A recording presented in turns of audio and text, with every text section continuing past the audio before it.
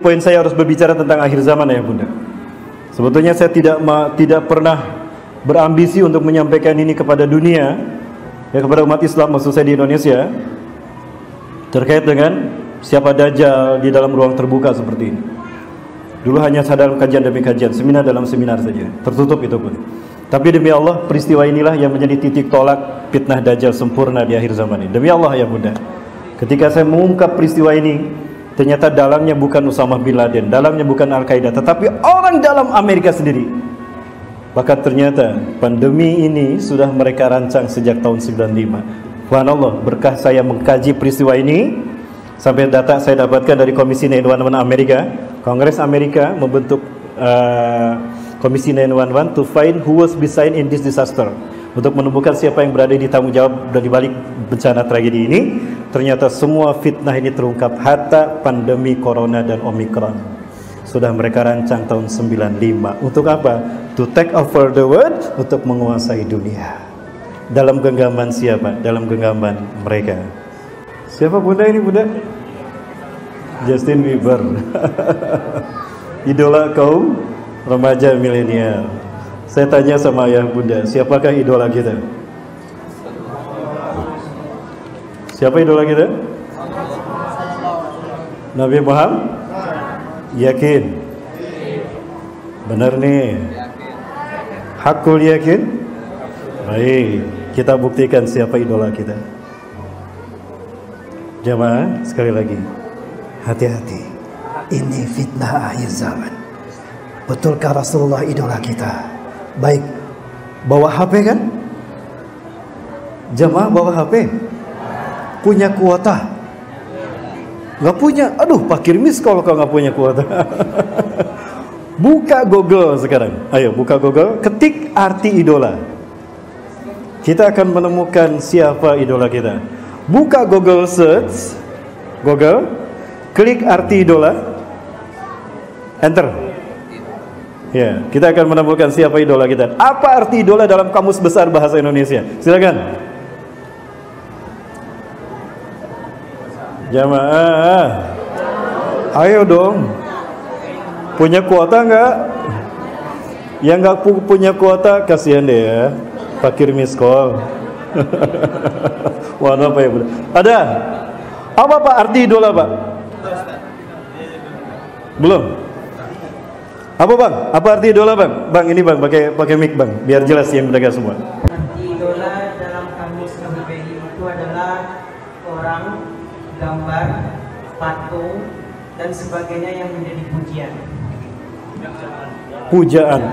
Orang, gambar, patung, apapun yang dipuja, yang dipuji, yang disembah manusia, itulah arti the idol, idola. Jamaah, sudah tahu sekarang apa arti idola? Sekali lagi, siapa idola kita? Apakah kita pernah menyembah Rasulullah? Apakah kita memuja Rasulullah? Subhanallah, inilah fitnah Dajjal, halus luar biasa. La tataba'unna sanana man qablakum shibran bisibrin zira'an bizirain. Sungguh kalian akan mengikuti jejak langkah sunnah orang-orang sebelum kalian, sejengkal demi sejengkal, sehasta demi sehasta. Tidak terasa terjebak kita, halus tipu daya mereka. Hatta lau dahulu juhrada binna taba'tumuhum, sampai pun mereka masuk ke lubang biawak, kalian akan ikut juga. Tidak terasa. Ayah Bunda, istighfar kita kepada Allah. Kita tidak pernah menyembah dan memuja Rasulullah, betul? Rasulullah melarang kita untuk mengkultuskannya. La tatsuruni kama utiratin nasara Isa bin Maryam. Jangan kalian kultuskan aku, jangan kalian puja aku sebagaimana Isa bin Maryam dipuja oleh orang-orang pengikutnya di akhir zaman. Orang-orang yang mengaku pengikutnya. Walakin qulu Abdullah wa Rasuluh, tapi katakan aku hamba Allah, katakan aku nabi Allah dan utusan Allah. Idola kita berdasarkan definisi tadi adalah Allah. Jamaah, istighfar yuk. Baru satu saya bongkar jamaah, masih banyak lagi yang harus kita perbaiki. Di bulan Ramadan ini kita harus muhasabah, harus kita perbaiki tauhid kita. Dahsyat fitnah Dajjal ini.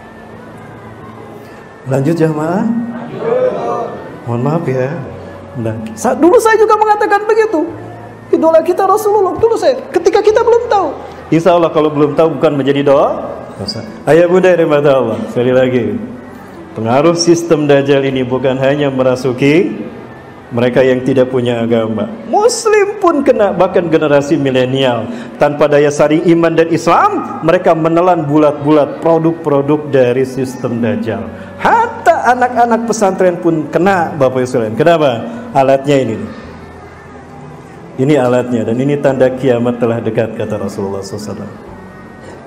Ada inna min asyrati sa'ah. Ingatlah dari tanda kiamat akan terjadi. Antuslal masnah fala yujadu ahadun man yughayyiruha. Dibacanya masnah, dah sesuatu yang dibaca masnah. Mahwal masnah ya Rasul, mahiyal masnah makuti wasiwal Quran. Sesuatu yang dicatat selain Quran dan itu banyak digenggam dan dibaca manusia. Jujur, mana yang paling banyak kita genggam? Gadget ini apa mushaf Quran? Nah, inilah tanda kiamat telah terjadi. Fala yujadu ahadun man yughayyiruha.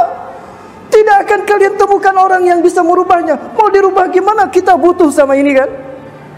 Jamaah, kita butuh sama ini. Nah, ini tanda kiamat telah dekat. Tapi hebatnya gadget ini menjadi mengontrol semua populasi manusia, bahkan mengontrol individu. Hatta anak-anak pesantren pun kena. Ketika gadget ketika ada jin yang terbakar karena diruqyah, maka jin itu akan segera meminta perlindungan kepada Tuhan mereka, iblis dan Dajjal. Iblis Tuhan yang tidak tampak, Dajjal Tuhan yang tampak, Dewi Tunggal. Ini berlaku di seluruh dunia, bukan hanya di Indonesia. Bayangkan, putra-putri kita kuliah sekolahkan ke pesantren, tapi ketika gadget tidak mereka kontrol, maka dia akan menjadi infiltrasi masuknya fitnah Dajjal kepada mereka. Fisik mereka di pesantren, tapi hati mereka sudah digenggam oleh fitnah Dajjal. Bukan hanya di Indonesia, dimanapun, tidak terkecuali di Eropa dan di tanah Arab. Rasulullah sebutkan fitnah fitnah yang terburuk di akhir zaman. La yasruku ahadan fil alam illa tomathu. Tidak seorang pun ditinggalkan oleh fitnah ini, melainkan akan dihantamnya. Bahkan janin yang ada dalam rahim ibunya pun terkena oleh fitnah ini. Beberapa minggu yang lalu kami kehilangan guru besar kami, Profesor Dr. Asep Warlan Yusuf. Beliau adalah dewan pakar kami seluruh seminar, dan beliau adalah guru bagi para bangsa ini. Beliau adalah pakar tata negara di bangsa ini. Beliau selalu menjadi guru curhatan ketika konsultasinya para anggota dewan, anggota legislatif, DPR RI ketika ada satu masalah di Indonesia tentang tata negara. Beliau sudah meninggal dunia. Kami sangat dekat, rumah kami tidak begitu jauh. Ketika beliau dirawat, sebelum meninggal dunia, ada janin yang dirawat menggunakan tabung NICU di ruang ICU. Kenapa? Karena bayi itu lahir belum pada waktunya.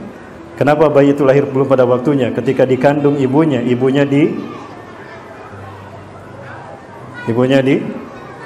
ini kasusnya bukan 1-2 ya bunda. Maka bayinya mereka sakit, terjadi kontraksi, lalu lahir belum pada waktunya. Lahir dalam keadaan prematur, dan lihat fisiknya. Periksa fisiknya. Sekali lagi, fitnah ini sampai kepada janin yang belum lahir ke dunia sekalipun. Inilah fitnah ayah bunda yang dirahmati Allah Subhanahu wa taala. Kepada putra-putrinya tolong dijaga. Bukan tidak boleh nonton Korea. Tidak semua sinetron Korea jelek, betul. Tapi ada beberapa hal yang harus kita hati-hati ya bunda. Ya, jangan sampai kita mau dibodoh-bodohi oleh media. Media adalah instrumen politik mereka untuk menidobokan kita. Itu adalah cover story. Hati-hati, kita harus melihat di balik semua isu yang ada di bangsa kita. Isu kelangkaan minyak goreng, isu kelangkaan solar, isu naiknya harga Pertamax, Pertalite, gas LPG. Ada skenario besar di balik itu semua. Kita harus jeli melihat itu. Ini strategi politik ayah bunda, cover story. Ya. Apa diantaranya? Di balik pandemi wabah ini ada skenario besar yang mereka persiapkan. Apa skenario itu? Ini skenario-nya ya bunda. Kita tidak boleh lupa. Ini sudah lama terjadi, namun sedikit umat Islam yang aware terhadap hal ini. Ini pertemuan Benyamin Netanyahu, Perdana Menteri Israel waktu itu, dengan petinggi Rabi Yahudi dari suku Askenazim. Dia diminta untuk melakukan percepatan untuk menyambut Mesaya. Harusnya Mesaya sudah hadir. Kenapa? Karena tanda Mesaya akan hadir apabila lahir seekor sapi jantan berwarna merah tanpa cacat. Dulu cerita sapi betina berwarna kuning langsat, kuning bersih. Sekarang mereka meyakini, ini doktrin mereka, bukan doktrin keyakinan kita.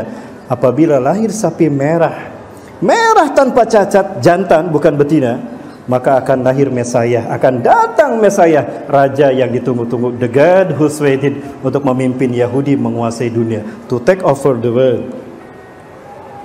Mesayah bagi Yahudi, bagi kita Dajjal.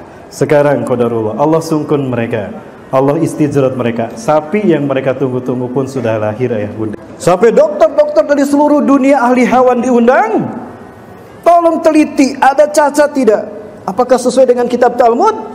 Diteliti semuanya, tidak ada cacat. Warnanya pun persis seperti yang dikatakan dalam kitab suci mereka Talmud. Artinya apa? Ini datang berarti Dajjalnya sudah sekian dekat.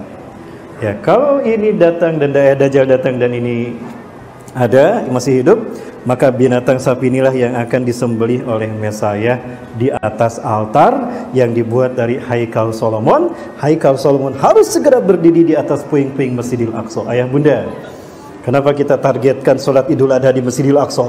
Untuk menunjukkan kepada dunia, satu, Masjidil Aqsa adalah kiblat milik umat Islam dunia. Betul? Yang kedua, untuk kita buktikan bahwa Al-Aqsa tidak akan pernah hancur apapun tipu daya makar yang mereka lakukan. Allahu Akbar. Ayah bunda, satu kebanggaan bagi kita.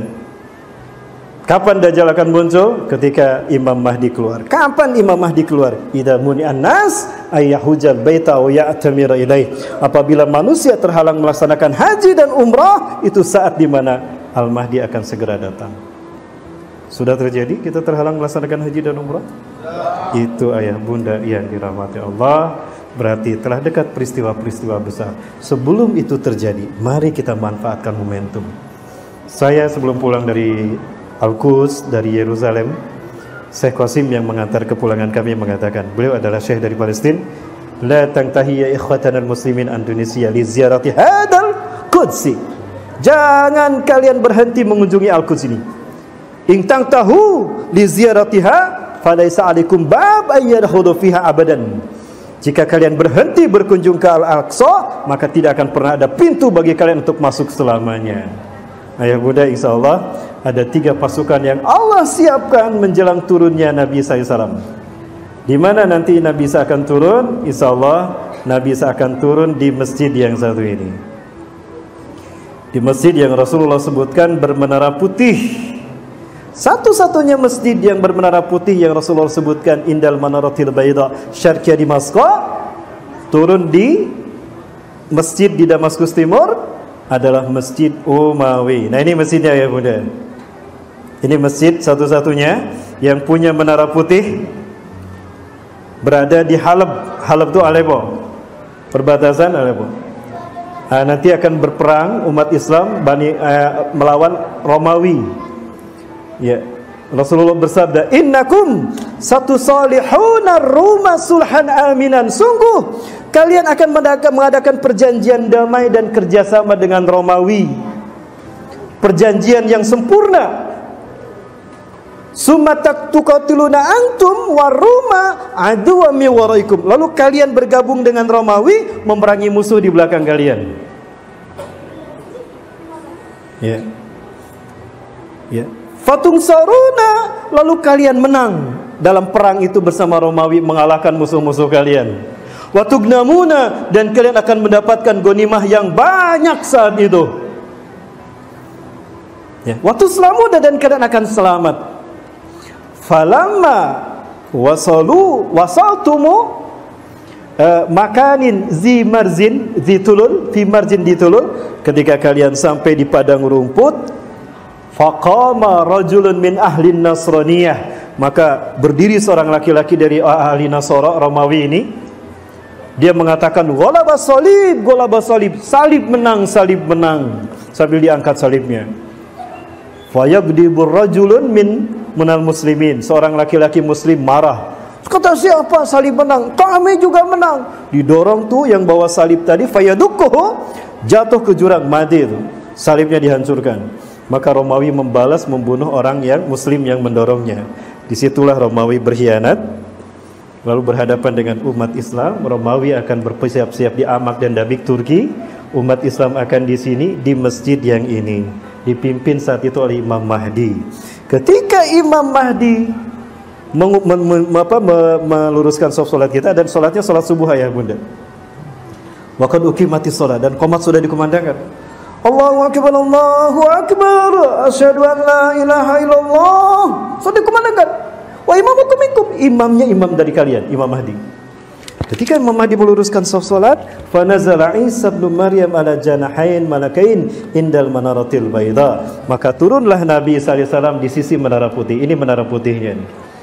Menara Isa bin Maryam turun memegang sayap dua malaikat. Ketika turun, Imam Mahdi menyaksikan, semua umat Islam menyaksikan. Imam Mahdi mengatakan, "Ta'al ya Nabi Allah, sholli lana."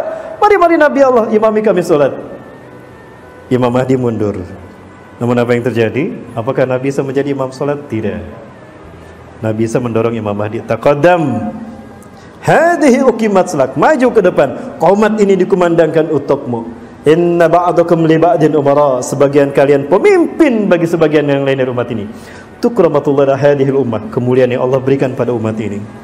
Subhanallah, membuktikan kebenaran hadis Rasulullah SAW dari Abu Sa'id Al-Hudri, riwayat Imam Muslim dalam kitab syarahnya, Syarah Syekh An-Nawawi. Minna yusalli khalfahu Isa bin Maryam. Dari keturunanku akan salat akan ada seorang laki-laki yang menjadi imam, di mana Isa bin Maryam akan salat di belakangnya. Allahu Akbar. Ini sebentar lagi terjadi ayah bunda. Kapan akan terjadi? Nanti setelah kita mendengar Raja Saudi Arabia meninggal dunia, maka 3 putra mahkotanya berebut kekuasaan, dan mereka tidak berhasil karena langsung kekuasaan akan dipegang oleh Imam Mahdi. Tapi sekali lagi, itu adalah haji terakhir umat Islam, karena setelah itu perang. Setelah menang perang dan setelah Dajjal mati, baru umat Islam bisa ibadah haji lagi. Bapak Ibu, maka manfaatkan waktu ini. Entah kapan lagi kita akan berangkat. Insya Allah kita juga akan umroh. Ya, saya akan memimpin jamaah umroh. Kita akan kajian tentang fitnah akhir zaman di Mekah, Madinah, dan di Jeddah. Akan saya tunjukkan tanda-tanda Dajjal, tanda-tanda fitnah Dajjal yang ada di Mekah, Madinah, dan di Jeddah. Kewajiban kita membersihkannya. Allahu Akbar.